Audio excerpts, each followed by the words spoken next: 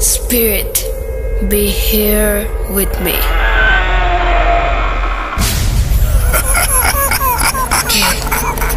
কে তুমি? Bhoot.com. The fear returns with Russell.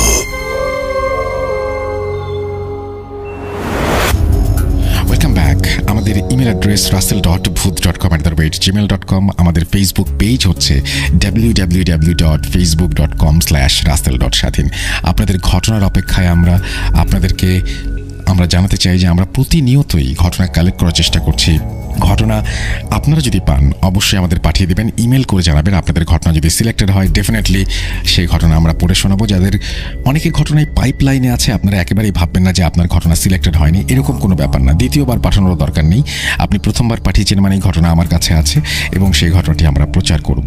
আমরা কোনো কথা না বলে আমরা অডিও ক্লিপে যাব। আশা করছি এই অডিও ক্লিপটিও আপনাদের ভালো লাগবে। চলুন আমরা ফিরে যাই অডিও ক্লিপে।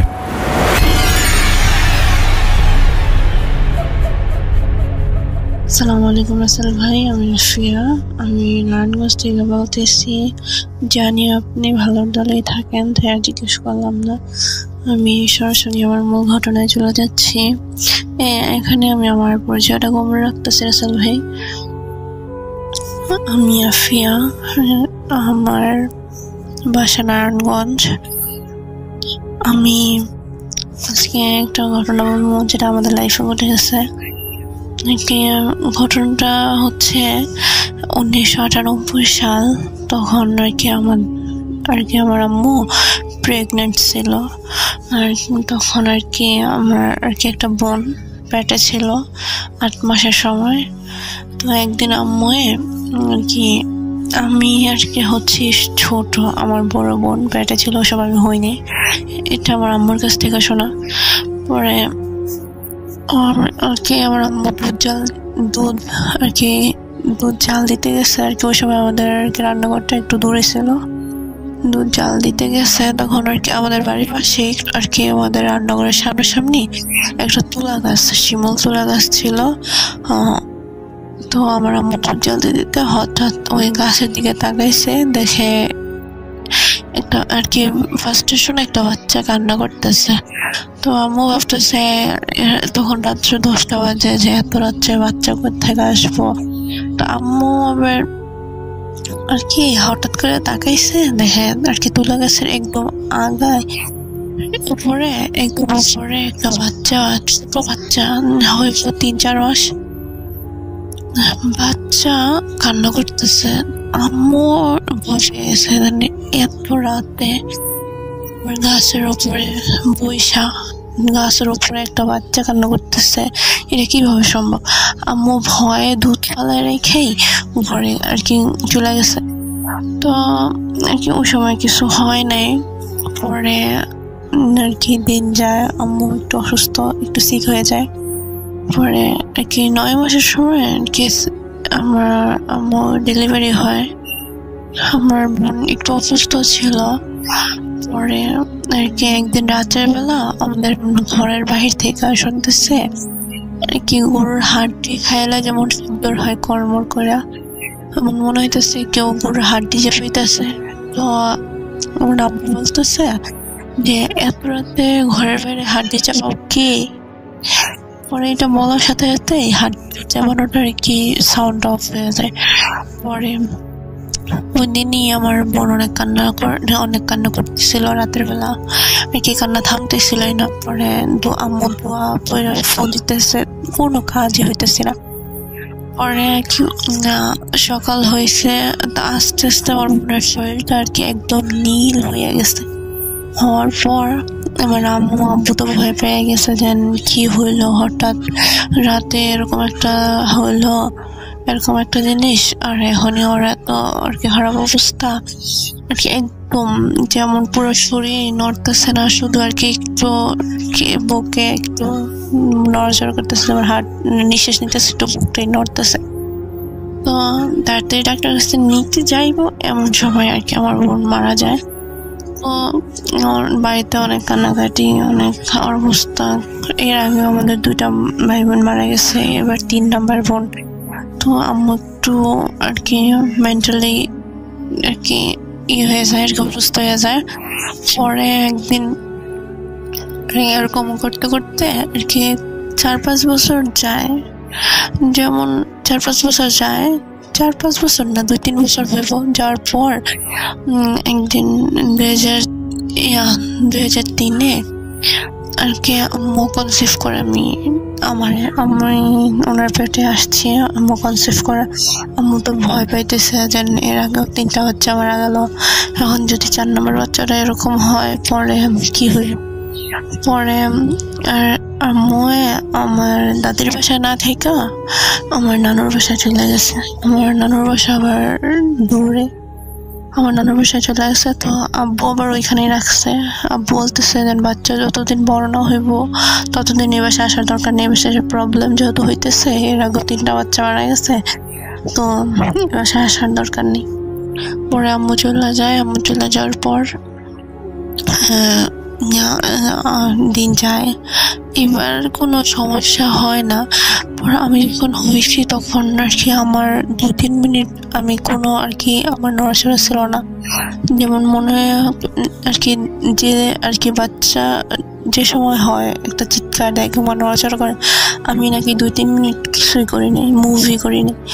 পরে 2-3 মিনিট পর আস্তে আস্তে একটু নড়াচড়া করছি, পরে কান্না করছি, এসব আর কি আম্মু বলছে। বলার পর আমি বলতেছি তারপর কি হয়েছে। আম্মু বলতেছে যে তারপরে তুমি একটু ভালো ছিলা।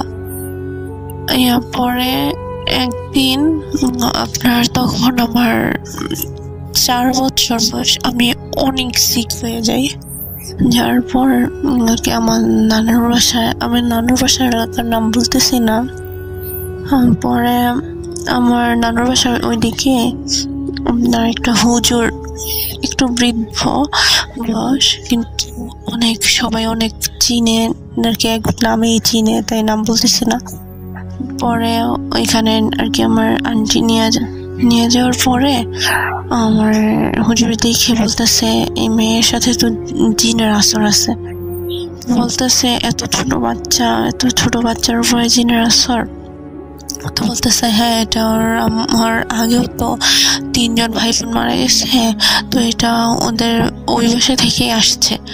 পরে আম্মু তো ভয়ে কান্না করতেছে, যেন এই বাসায় আসার পরে তো কোনো প্রবলেম হয় নাই, কয় ওই বাসায় থাকলে এই বাচ্চাটাও মারা যেত। পরে আম্মু ভয়ে বলতেছে এখন কি করা যায়, কি করব। পরে হুজুর বলতেছে দেন একটা মুরগি কালো ফুটা আর কি, হ্যাঁ কালো ফুটা, আর হচ্ছে গরুর একটা হাড্ডি আর কি, ওই যে দাঁত, গরুর দাঁত, এগুলা নিয়ে আসতে। পরে একটা মুরগি, যে মুরগি আর কি দেশি মুরগি হইতে হইব আর কি, কোনো পশম কালো থাকতে পারতো না, একদম সাদা পশম হইতে হইব, কোনো একটা কালো পশম থাকলে ওই মুরগিটা হইতো না। পরে হাড্ডি আর সুতা, তো এই মুরগিটা খুঁজতে খুঁজতে আপনার 2.5-3 মাস চলে যায়। তখন আমার শরীর অনেক খারাপ হয়ে যায়। পরে তারপর খুঁজে পাওয়ার পরে নিয়ে যায় হুজুরের কাছে, নিয়ে যায়। হুজুর একটা পশম ধৈরা বাচ্চা আর কি, একটা পশম ধরে আর কি ধোয়া পয়রা ফুঁদিয়া দিয়া আর কি মুরগির প্রতিটা পশম ধোয়া পয়রা ফুঁদিয়া দেয়। আর ওই মুরগিটা আমার কাছে রাখতে বলে 18 মাস আর কি। আমি যেখানে যাইতাম এই মুরগিটাও যাইতো এই জায়গায় আর কি। মোট কথা হচ্ছে কি, যেন মুরগিটা সবসময় আমার সাথেই থাকতো, আমি ঘুমাইলেও আমার পাশে থাকতো। আমি খাবার খাইলে আমার খাবারের প্লেট থেকে কিছু আর কি ভাত নিয়ে মুরগিটারে দেওয়া হতো আর কি। এমন করতে করতে 18 মাস যায়। আল্লাহর রহমতে আমি একটু সুস্থ হওয়ার পর ওই মুরগিটা যার থেকে আনছে তার দিয়ে দেওয়া হয় হুজুরের কথা মতো। দিয়ে দেওয়ার পরে আস্তে আস্তে দিন যায়, তখন আর কোনো প্রবলেম হয়নি। তো হঠাৎ প্রবলেম শুরু হয় আপনার 2019 সাল একদিন রোজার সময়, রোজা ওই দিন আমি রোজা রাখছি। সকালবেলা রোজা রাখার পর এমন সময় আর কি সকাল 10টা বাজে। হঠাৎ আমার শরীর প্রচন্ড খারাপ করতেছে, আমার বমি হচ্ছে, মাথা ঘোরাচ্ছে, আমি দাঁড়াইতে পারতেছি না। আম্মু বলতেছে হয়তো রোজা রাখছো এর জন্য শরীর খারাপ করতেছে, তুমি শুয়ে থাকো। আমি শুইছি, ওই 15 রোজার দিন যেন শুইছি, আমি 17 রোজা হয়েছে আমি উঠতেই পারতাম না শোয়া থেকে। তো আমার এমন অবস্থা হয়েছে যে আমি শোয়া থেকে একবারই আর কি উঠতে পারতাম না, নড়াচড়া করতে পারতাম না। পরে আমি আমার এত জ্বর হওয়ার পর আম্মু কি করবো আর কি চিন্তা করতেছে, যেন কি হঠাৎ কি হইলো, ভালো মেয়ে এত সুস্থ, পরে কি করব। পরে আবার ওই হুজুরের কাছে গেছে, না আমার এত জ্বর দেখা আম্মু বলতেছে হয়তো জ্বর আসছে, শরীর একটু দুর্বল, ডাক্তারের কাছে নিয়েছে। ডাক্তারের কাছে গেছে, আমার ওষুধ দিছে, কিন্তু আমি 1 সপ্তাহ ওষুধ খাওয়ার পরও কোনো কাজ হয় নাই। তো আম্মু তো টেনশন করতেছে, আম্মু কান্নাকাটি করতেছে, কি হইলো। আমি একদম শুকায় গেছিলাম আর কি, আমার দেখলে কেউই চিনে নাই, জানে এটা আমি এত শুকায় গেছিলাম। আমি আর কি ধাওয়ালে পড়ে যেতাম, এমন শুকায় গেছিলাম। আর শুধু মাথা ঘুরতো আর কেমন জানি লাগতো, আর খালি ফিল হইতো আমার সাথে কেউ আছে। তো একদিন এমন করতে করতে দিন যায়, কিন্তু আমি আর সুস্থ হই না, আমি আরো অসুস্থ হইতেছি। তো আমার এক আত্মীয়, আমার ভাইয়ার শ্বশুর, উনি কবিরাজ আর কি, একটু কবিরাজি করেন। ওনার ঢাকায় আনা হয় যে দেখেন তো আমার মেয়ে তো হঠাৎ করে রোজা রাখলো আর অসুস্থ, এখন তো ঠিক হইতেছে না, জ্বরটাও ভালো হইতেছে না। পরে বলতেছে যে দেখি আমি কিছু করতে পারি কিনা। তো বৃহস্পতিবার রাতে উনি আসছে, হঠাৎ করে 12:30 বাজে আসছে রাত্রে, এসে বলতেছে যে আর কি আমার আব্বুর নাম ধরে ডাকতেছে। পরে আব্বু দরজা খুলছে, খোলার পর উনি বলতেছে যে আমি কি ঘরে আসবো। তা আব্বু বলতেছে ঘরে আসতেন না কেন, আপনি তো আমার আত্মীয়, তো ঘরে আসবেন না কেন। আর ওনার পাশে আমার বাড়ির পাশেই ছিল, তাই আসছে। আব্বু বলতেছে হ্যাঁ আসেন। পরে উনি আমার আঙ্কেল ঘরে আসলো, আসার পর বলতেছে যে আর কি তুমি ভালো করে দরজা জানালাগুলো লাগাই দাও, তোমার সাথে আমার কিছু কথা আছে। তো আব্বু বলতেছে হ্যাঁ ঠিক আছে বলেন। আর কি যেদিন ফার্স্টে আসছিল ওদিন ছিল মঙ্গলবার, আর আমার আঙ্কেল যেদিন আসছে ওদিন ছিল বৃহস্পতিবার রাতে। তো আসছেন, হ্যাঁ তো আব্বু দরজা জানলা সব লাগাই দেওয়া, বলতেছে হ্যাঁ বলেন কি বলবেন। তো বলতেছে যে ওরে তো ব্ল্যাক ম্যাজিক করা হয়েছে ওর উপরে, ওরে এমন একটা জিন ওর উপরে চালান করছে আর কি, জিন না আর কি, এমন একটা তাবিজ করছে ওরে যে ওই যাতে মারা যায় না, আর ওই কোনোদিন সুস্থ হইব না, এরকম অসুস্থ থাকতে থাকতে মারা যায় যাতে। আর এই তাবিজটা কইরা একটা তালার সাথে তাবিজটারে বাইধা, একটা লাল সুতা দিয়ে বাইধা নদীর মাঝখানে ফেলাই দিয়ে আসছে। আব্বু তো শুন না ও ভাই যে আমার মেয়ের কে এমন করলো, আর এমন খারাপ কাজটা কে করলো, দেন আমার এত ভালো মেয়ে। আর আমি মোটামুটি ভালোই ছিলাম বলতে, আমি আর কি সবার অনেক হেল্প করতাম। তো আব্বু বলতেছে যে এখন কি করা যায়, কি করলে এটা ঠিক হইব। তো আমার আঙ্কেল বলতেছে না আমি তো কিছু করতে পারতাম না, তুমি অন্য কেউ ডাকা। তো এমন করতে করতে আর কি 2-3 জন কবিরাজ দেখাইছে, কিন্তু কোনো কাজই হয় না। তো একদিন আম্মু বলতেছে যে ওই যখন ছোট ছিল তখন তো ওই হুজুরের কাছে নিয়েছিলাম, তো এখন যদি ওই হুজুরের কাছে নিয়ে কেমন হইব। তো আম্মু বলতেছে দেখো তোমরা যা ভালো মনে করে তাই করো। পরে আম্মু বলতেছে আচ্ছা ঠিক আছে। পরে এর পরের দিনই আমরা আমার নানুর বাসায় যাওয়ার পর ওই হুজুরের সাথে দেখা করি। ওই হুজুর আমার অবস্থা দেখে উনি ভয় পেয়ে যায়, বলতেছে এইটা কি করছে, ওই এতটুকু একটা মেয়েরে মারার জন্য এর তো বাজে একটা ব্ল্যাক ম্যাজিক মানুষ কেমনে করতে পারে। তা আমার আম্মু তো কান্না করতে করতে সব বলছে এতদিন যা হয়েছে। হুজুর বলতেছে ওরে যদি তোমরা আর অল্প কিছুদিন পরে নিয়ে আসতা, ওরা আর পাইলা, ওই আর বাচ্চা থাকতো না। ওরা একেবারে মারার জন্য ওরা ব্ল্যাক ম্যাজিক করা হয়েছে।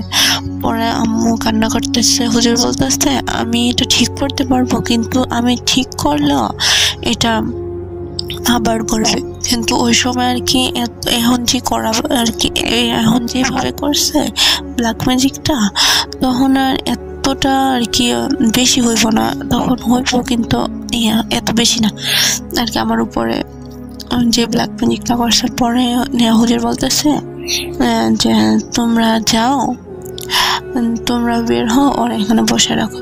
পরে আমি বসছি, আমি অনেক অসুস্থ। তারপর আমার আম্মুর বলতেছে তুমি ধইরা বসো, নাহলে হয়তো পড়ে যাবো। পরে আমার বসাইলো, বসানোর পর হুজুর বলতেছে যে তুমি তো অনেক অসুস্থ, তুমি কি একটু পানি খাবা? আমি বলতেছি হ্যাঁ একটু পানি খাবো। পরে আমার একটু পানি দিল, কি জানি পয়রা দিল। আমি পানি খাওয়ার পর আমার আর কিছু মনে নেই। পরের ঘটনা আমার আম্মুর কাছ থেকে শোনা রাসেল ভাই। পরে আম্মু বলতেছে যে তুমি পানিটা খাওয়ার পর তুমি জ্ঞান হারায় পড়ে যাও। তখন হুজুর বলতেছে এখন তো ওর সাথে নাই আর কি, ওর সাথে বলতে ওর সাথে একটা এমন জিন পাঠাইছে যে ওরে আর কি ভয় দেখাইবো, আর যাতে ওর শরীর সুস্থ না হয়। সব খাবারে ওর চুল নিয়ে গেছে, ওর জামা নিয়ে গেছে, পরে ওর নখ, আবার আমার হাত কেটে গেছে। এই যে রক্তটা বন্ধ করতে যে কাপড়টা বাঁধছে আমার হাত, ওই তেনাটাও নিয়ে গেছে। বলতেছে এইসব দিয়ে তো করছে, তাই একটু আর কি কঠিনভাবেই করছে যাতে বাঁচতে না পারে কোনো সময়। তাই এখন তোর সাথে ওই দিনটা নাই, তুমি এখানে বসো, আমি আমার চিন্তার সাথে কথা বলি। তো আম্মু বলতেছে আচ্ছা ঠিক আছে। তো রাসেল ভাই আমি একটা কথা এখানে স্কিপ করছি, যেন আমার অসুস্থ হওয়ার আগে আমি একদিন বারান্দায় বসে রয়েছি, রোজার সময় ইফতার করি না, বারান্দায় বসে রয়েছি। হঠাৎ কই না 25টা না হয় 30টা কুকুরের মতো দেখতে, কিন্তু চোখগুলা একদম লাল আর অনেক বড় আর কি, সাধারণ কুকুরের থেকে অনেক বড়। পরে আমার দিকে দৌড় দিয়ে আসলো, এসে ভ্যানিশে গেল। আমি তো এটা দেখে ভয় আমার গিয়ে বলার পর দিনই আমার এর অবস্থা। পরে হুজুর বলতেছে তুমি এখানে বসে। পরে হুজুর গেল, একটা রুমে গেল। হুজুর রুমে যাওয়ার সাথে সাথে আম্মু বলতেছে যে এত সুন্দর আতরের স্মেল যা জীবনে আমি কোনো জায়গায় পাই নাই। এত সুন্দর ঘ্রাণ আসতেছে। আসার পর বলতেছে হুজুর কিছুক্ষণ থাকার পর আসছে, বাইরে আসার পর বলতেছে আমি তো এই জাদুটা কাটাইতে পারবো, আমার কিছু দরকার নাই, শুধু তুমি 7টা নদীর ঘাটের পানি এনে দিবা আর একটা রূপার তাবিজ নিয়ে আসবা, আমার আর কিছু লাগবো না। তো আম্মু বলতেছে আচ্ছা ঠিক আছে। পরে আম্মু এগুলা নিয়ে দিল হুজুরের কাছে। কি রূপার যে তাবিজটা দিছিল, ওই তাবিজটা আমারে বলছে তুমি 1 মাস ব্যবহার করার পর ওই তাবিজটাই না আমারে দিয়ে যাবা, হুজুরের কাছে দিয়ে যেতে বলছে। পরে আমরা তাই করছিলাম। পরে হুজুর এগুলা দিল, দেওয়ার পর আমারে বললো এখন আর কি কাজ যেন করলো হুজুর। করার পর বলতেছে যে এখন তো তুমি সুস্থ, এখন আর কোনো সমস্যা নাই, এখন তুমি মোটামুটি সুস্থ। তো এটা কি তোমার এমন ভাবে ওরা ব্ল্যাক ম্যাজিকটা করে যাতে তুমি সুস্থ না হও কোনোদিনও, আর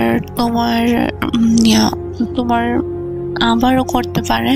তুমি তাবিজটা রাখলে তোমার সমস্যা হবে না 1 মাস। কিন্তু ওনারা আর কি যে ব্ল্যাক ম্যাজিকটা করতেছে উনি তোমার আত্মীয়, তাই এই জিনিসগুলা পাইবো আবার করাটাই স্বাভাবিক। কিন্তু আমি এমন একটা কাজ করে দিব যাতে তোমার উপরে ব্ল্যাক ম্যাজিক করলে তোমার বেশি ক্ষতি না হয়। তো আমি বলতেছে আচ্ছা ঠিক আছে। এইসব বলার পর আমরা আর কি নানির বাসায় থাকলাম। কয়েকদিন থাকার পর বাসায় আসছি। বাসায় এসে আমি সুস্থ। পরে কয়েকদিন পর আমার বিয়ে হয়েছে। বিয়ে হওয়ার পর আমার হাজব্যান্ড বাইরে চলে গেছে, আমি আমার বাবার বাড়ি চলে যাই।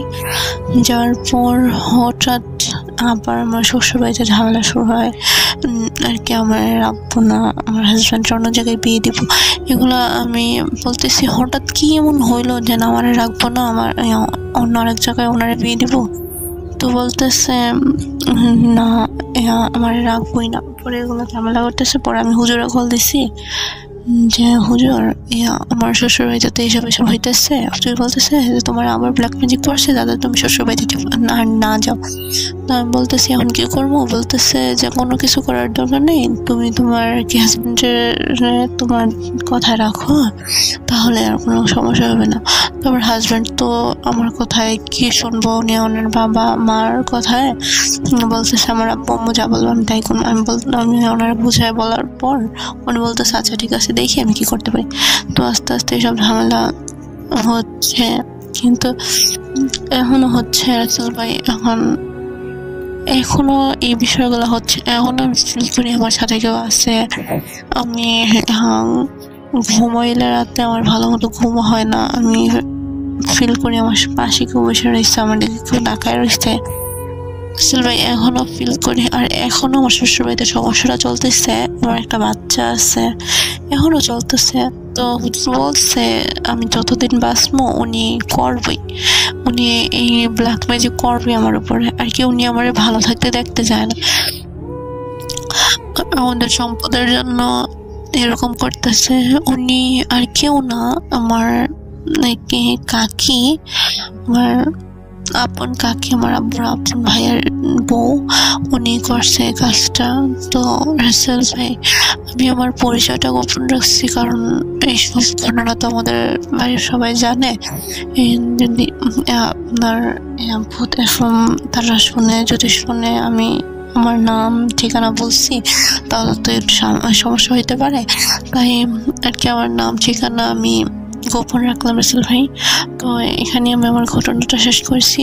আসসালামু আলাইকুম রাসেল ভাই, ভালো থাকবেন আর আমার জন্য দোয়া করবেন। সকল লিসনাররাও ভালো থাকবেন। আসসালামু আলাইকুম। আর রাসেল ভাই যদি আমার ঘটনাটা ভালো লাগে আপনি প্লিজ আমার বলবেন। আমার কাছে আরো কয়েকটা ঘটনা আছে, আমি পারলে চেষ্টা করবো, যদি আমার ঘটনা সিলেক্ট হয় আমি আবার ঘটনা পাঠানোর চেষ্টা করবো। আর রাসেল ভাই আমি ভূত এফএম শুনি, এই ভূত এফএম শুনি 3-4 বছর হইব। তো রাসেল ভাই আমার জন্য সবাই দোয়া করবেন যাতে আমি একটু সুস্থ থাকতে পারি। এখনো আমি অনেক অসুস্থ রাসেল ভাই, তো এখনো উনি ব্ল্যাক ম্যাজিক করতেই থাকে। আমিও আল্লাহর রহমতে নামাজ পড়ি, আল্লাহ সুস্থ রাখছে, দেখি উনি কতদিন করতে পারে।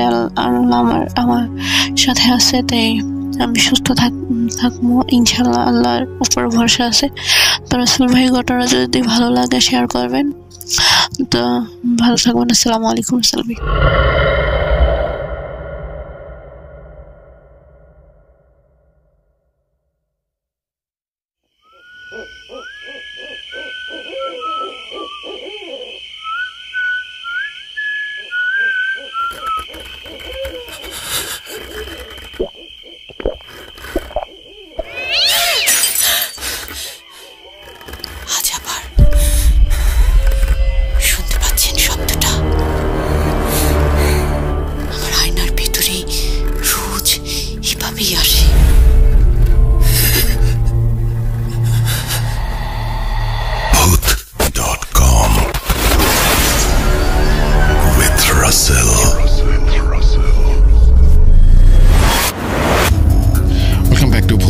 আশা করি আপনারা সবাই ভালো আছেন এবং ভালোর দলে আছেন। আমরা কথা না বাড়িয়ে আমাদের আজকের তৃতীয় অডিও ক্লিপে যাব এবং শুনছেন 184তম এপিসোড। আমি সাথে আছি রাসেল। আমাদের ইমেল অ্যাড্রেস হচ্ছে rasel.bhoot.com@gmail.com। চলুন শুনে আসি আমাদের আজকের দিনের তৃতীয় এপিসোড। এবং আপনারা নিশ্চয়ই শুনেছেন উত্তরা থেকে আমাদের যে ঘটনাটি এসছে সেই অডিও ক্লিপটি ভালো, একটু আগে যে অডিও ক্লিপটি আপনারা শুনলেন সেই অডিও ক্লিপটিও ভালো।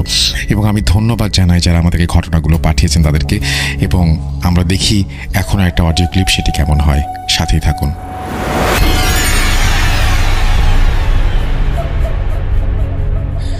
আসসালামু আলাইকুম রাসেল ভাই, জানি আপনি ভালোর দলে, তাই ভালোটা জিজ্ঞেস করলাম না।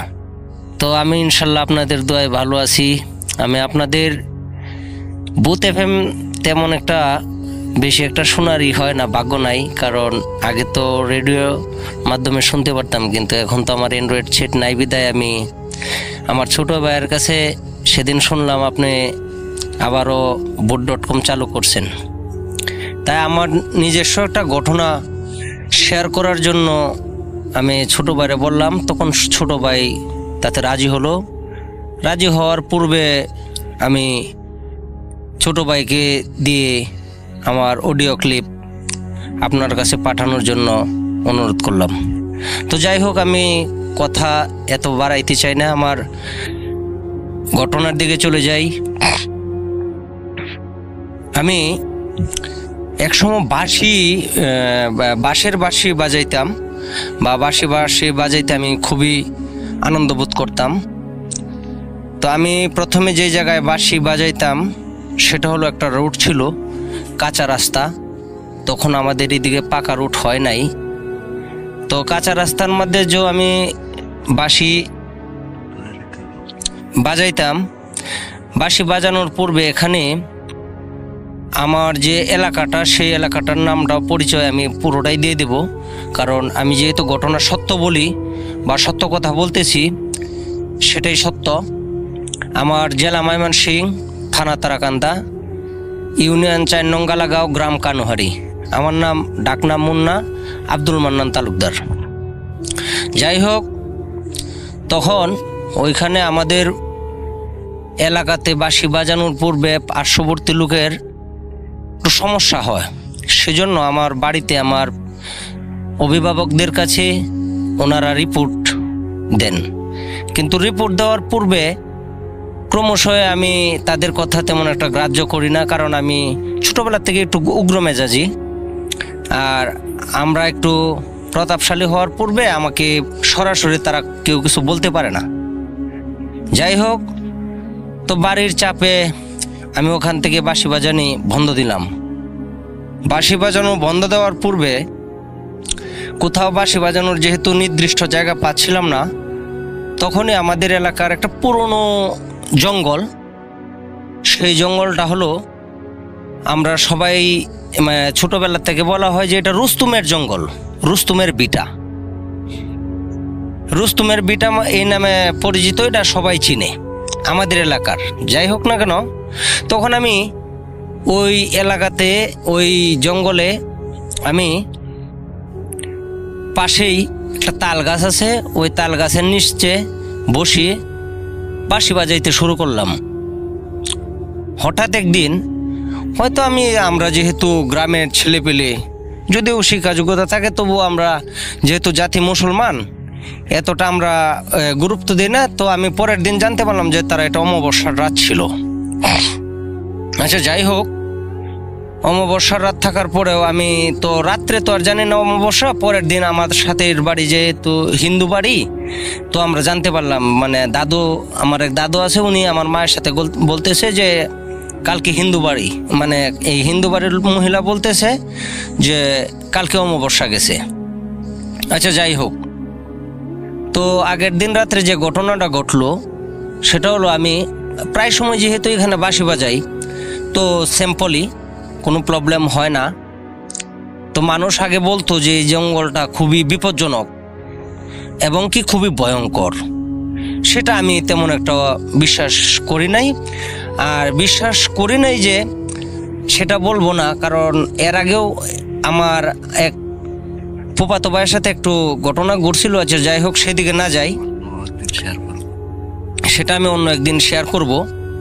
তো পরে আমি আমার যে লোকজনের সাথে কথা বলিয়া আমার বাঁশি আর ওই আমার যে সামগ্রী, ওই সবগুলা নিয়ে ওইখানে চলে গেলাম। চলে যাওয়ার পরে আমি, নিয়ম হলো আমার যে রাত্রির 12টার পর থেকে আমি বাঁশি বাজাই। তো বাঁশি বাজানোর শুরু করলাম, আনুমানিক রাত্রির 3টা হবে। তো 3টার দিকে আমি একটা শব্দ পাইতেছি, খুব ভয়ঙ্কর। যে শব্দটা মনে হয় যে ওই আপনার একজন মানুষকে জবাই করলে যেমন একটা শব্দ হয়, বা একটা গরু জবাই করলে যেমন একটা শব্দ হয়, এমন শব্দ হচ্ছে। শব্দটা আমার কাছে খুব বিভ্রান্ত লাগতেছে। বিভ্রান্ত লাগতেছে, তেমন একটা আমি গুরুত্ব দিই নাই, কারণ তখন আমার হাতে একটা দেশীয় অস্ত্র ছিল। আর আমি যেহেতু আমি আগেই বলেছি আমি একটু উগ্র মেজাজি ছিলাম, তো আমি দেশীয় অস্ত্র আমার সাথে থাকে, যেহেতু আমি রাত্রে বাঁশি বাজাই, কখন না কোন বিপদ হয়। আর আমার কাছে একটা ম্যাচ লাইট ছিল, আর আমার কাছে একটা টর্চ লাইটও ছিল। আচ্ছা, যাই হোক, তো আমি মোবাইলে টাইমটা লক্ষ্য করলাম যে আনুমানিক 3টা বাজে, হয়তো 2-1 মিনিট কম হবে আর কি, 3টা বাজে। তো এরকম শব্দ পাইতে পাইতে আমার খুবই বিভ্রান্ত লাগতেছে। তখন ক্রমশ দেখি শব্দটা আরো মানে খুব তীব্র হচ্ছে, বা খুবই মানে ভয়ঙ্কর হচ্ছে, কাছাকাছি হয়তো আমার লাগতেছে। তা কাছাকাছি যদি লাগতেছে, তখন আমি উত্তর দিকে মুভ করলাম।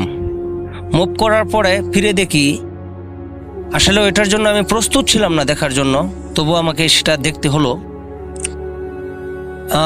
আনুমানিক 10 ফুট হবে, 10 ফিট করে 4 জন লোক, এক একজন লোকের উচ্চতা 10 ফিট।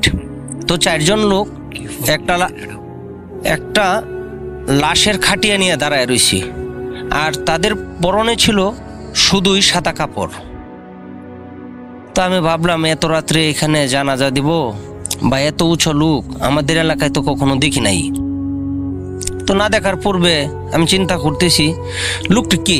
আমি আবার এন থেকে ডাক দিলাম যে কে, কোনো সারা শব্দ হয় না। যখন আমি তাদেরকে ডাক দিলাম তখন তারা কোনো সারা শব্দ দেয় নাই। তো না দিলে আমি আবার বাঁশি বাজানো শুরু করলাম। শুরু করার পূর্বেও আবার একই অবস্থা হইতে হইতে আমার মন একেবারে খুবই তৃপ্ত হয়ে গেল।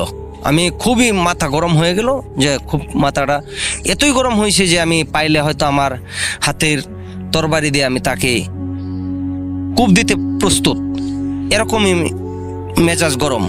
আচ্ছা, যাই হোক, তখন আমি দাঁড়ায় বললাম যে আবার তোরা কে, এত রাত্রে এখানে কি করস? না, কোনো সাউন্ড নাই। যাই হোক, পরে আবারও বসলাম। বসার পরে প্রায় 3:25 বা 27 এরকম হবে টাইমটা। এই টাইমের ভিতরে ওই শব্দটা ছিল না, যে মানুষ জবাই করলে বা গরু জবাই করলে একটা শস্য শব্দ হয়, সেই শব্দটা ছিল না। তখনই শব্দ পাচ্ছি যে মানুষ যে হাড় যে ভেঙে খায় কুকুররা, বা মানুষের হাড় যে আমি যতটুকু কুকুরে খাইতে পারে হাড় যেমন শব্দ হয়, তাহলে মানুষের হাড় খাইতে তো এরকমই শব্দ হবে আমি মনে করি। আমি মানুষের হাড় খাইতে তো কখনো দেখি নাই, তো এটাই হবে ধারণা করি। তখন এরকম একটা ঠাস ঠাস শব্দ হচ্ছে, আমার মনটার মধ্যে আরো তীব্রতা বাড়ে যাওয়ার পরে আমার হাতে আমার তরবারিটা নিলাম। নেওয়ার পরে আমি একদমই দাঁড়ায় গেলাম, বাঁশিটা আমার প্যান্টের পকেটে ঢুকাইয়া আপনার দাঁড়ায় গেলাম। তা দাঁড়ানোর পূর্বে দেখি, এটা দেখার জন্য মোটেও প্রস্তুত ছিলাম না, দেখি যে ওই যে লাশটা যে ছিল, ওই লাশটা তারা চিপিয়ে খাচ্ছে। তখন আমি আস্তে করে ধীরে ধীরে যখন এদিকে আসতে থাকলাম, তখন আসার পূর্বে আমি ওই তাল গাছটা পার হয়ে একটা উঁচু ক্ষেত আছে, ওই ক্ষেতটা পার হয়ে যখন একটা বড় আইলে উঠলাম, ওঠার পূর্বে আমার পিছন থেকে কেউ যেন ডাক দেয়া বলতেছে যে আর কিছুক্ষণ সময় যদি থাকতি তোর জীবনের বাঁশি বাজানো দেখাই দিতাম, আর তোর জীবনটা আজকে ধ্বংস করে দিতাম। তখন আমি এই চিন্তা করে আর কখনো ওই বাঁশি বাজানো যাই না ওই জঙ্গলে। আর এই বিষয়টার সাথে আরেকটা বিষয় হলো যে আমার এক বন্ধু ছিল, সেও আমাদের এলাকারই। সেই বন্ধু একই অবস্থায় ওই যে বাঁশি বাজাইতে গিয়ে একদিন তার মৃতদেহ পাওয়া গেছে বা সে মারা গেছে। তো সেই জন্য আজ অব্দি আমি সে ঘটনাটা অন্য সময় শেয়ার করব।